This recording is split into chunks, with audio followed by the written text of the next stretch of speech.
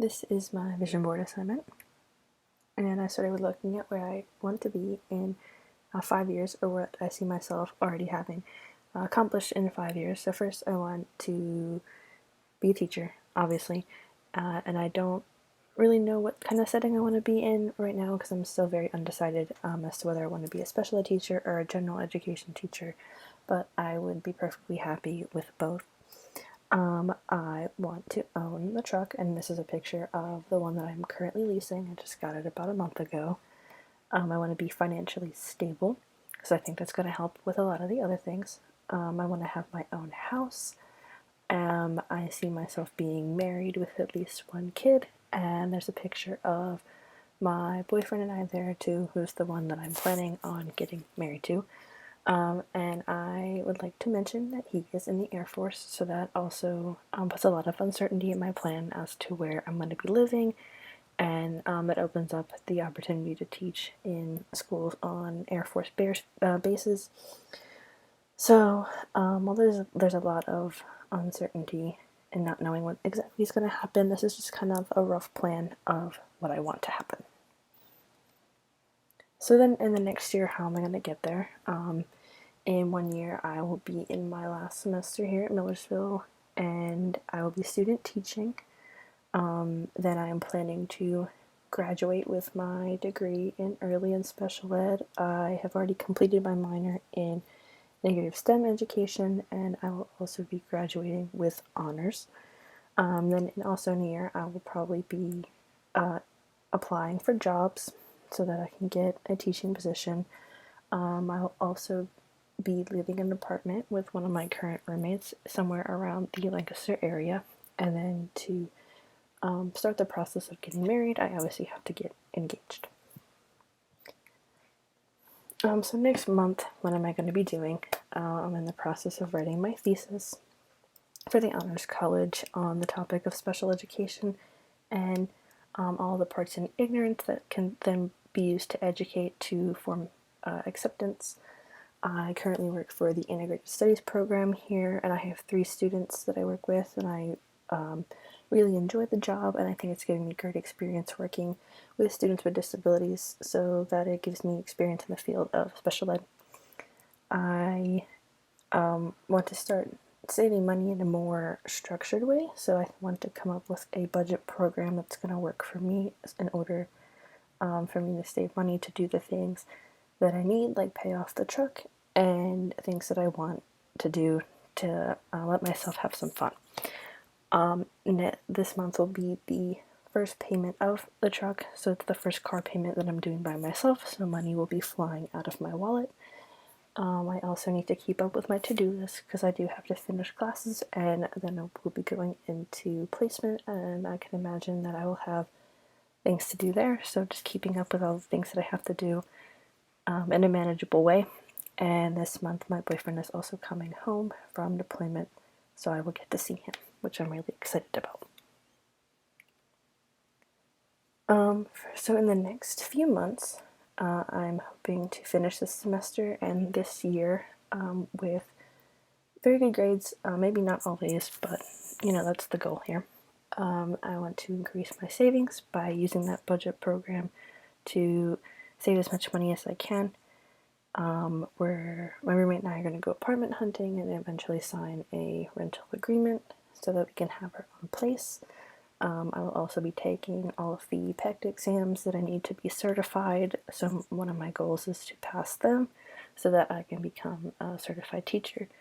And when I'm home in Westchester, I work for a daycare called the Goddard School, and that gives me a lot of experience actually in both fields. This is mainly a daycare for, I said typically like general education kids. It's not really even a structured curriculum, but it gives me a lot of experience then, and then it gives me the experience with special ed because a few of the kids are hit the age of 2 and they can be evaluated for disabilities like autism, and then they can start receiving services through the school. Some ways to build the strength so that I'm going to be able to get to my goals are continuing to build and strengthen the relationships that I have already. So ones that I'm hoping to build are ones with cooperating teachers that I will work with, and being more involved in different organizations that have to do with education, and then strengthening the relationships that I already have. I do my best to always be in contact with my friends and my family, so that way I'm creating that really good support system for myself. Something that I think is really important for teachers is self-care. So I've gotten into the routine of going to the gym almost every day, and that's just kind of the time for me to decompress from all the classes and the work that I have to do, and just puts me in a mindset that just like in a relaxed state, so that I can then come home and do work. Some nights I will watch TV and I'll just binge shows. Like recently, I've been into watching old Disney shows, and that have just brought me a lot of peace, and it's my time for the night to just decompress even more, because I've already done my homework and I'm getting ready for bed. This is time to sit and rest. And then right before I go to bed, I will scroll through TikToks. That's just another method of decompressing, that I can just watch the short, entertaining videos. I think immersing myself in different professional development opportunities will help strengthen me as an educator. And something that I would like to stop doing is procrastinating so much. I've gotten a lot better about that this semester, where I've actually been finding myself getting ahead of the work that I need to do, which has made me feel a lot better about the work that I'm doing, and a lot more confident in my abilities.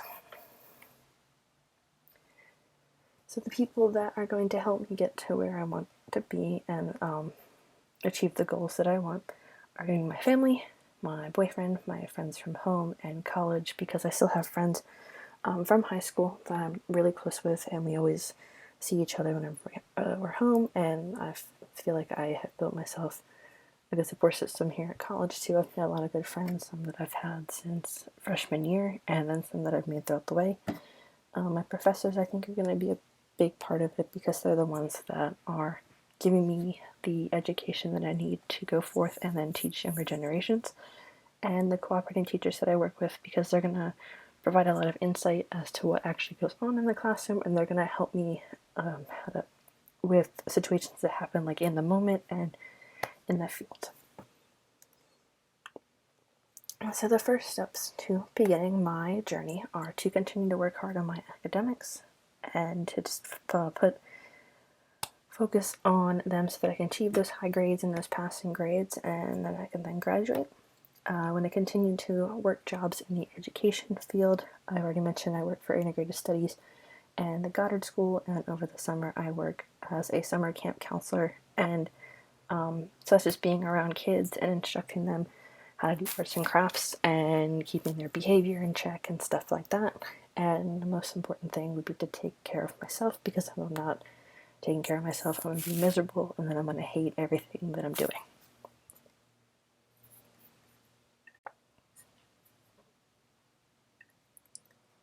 And finally, the application for students with an IEP. This quote is from Stephen R. Covey, and it's something we've talked about in class a lot, was beginning with the end in mind.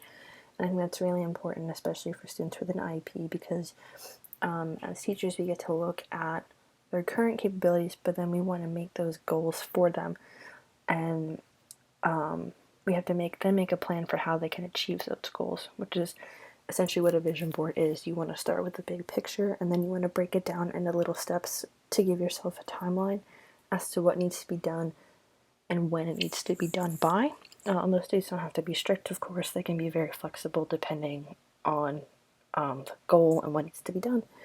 But I just think it's really important too for these students that they can be done by the student themselves, which would provide a lot of independence for them. It could also be done with the help of parents and teachers, just to give another oversight, or the parents and teachers could even do their own vision board so that they have an idea for how they're going to help the students, and then the students will have their own idea of how they're going to progress in their learning and education.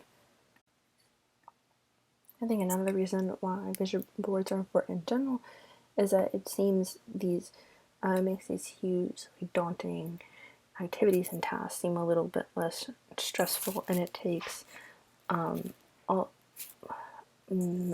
like the I guess a scariness away in a sense, because for me personally, thinking that I'll have my own house and I'll be completely on my own in a few years is kind of scary. But then when I take a step back and realize all the stuff that I still have to do and I still get to do is kind of exciting because it's the start of my life and the start of my journey. So the same way would go for students. If they have this goal of doing something with 100% accuracy, that might be kind of scary because right now they're only performing at 60% accuracy. But then if they just break down their goal into smaller steps and more achievable steps, it's going to make the process go a lot easier and smoother. So, yeah, overall, I think this project was really interesting because it's not really something that I've thought about before. It kind of forced me to break down my goals and made it a lot easier to see what I have to do and to achieve what I want to do in life.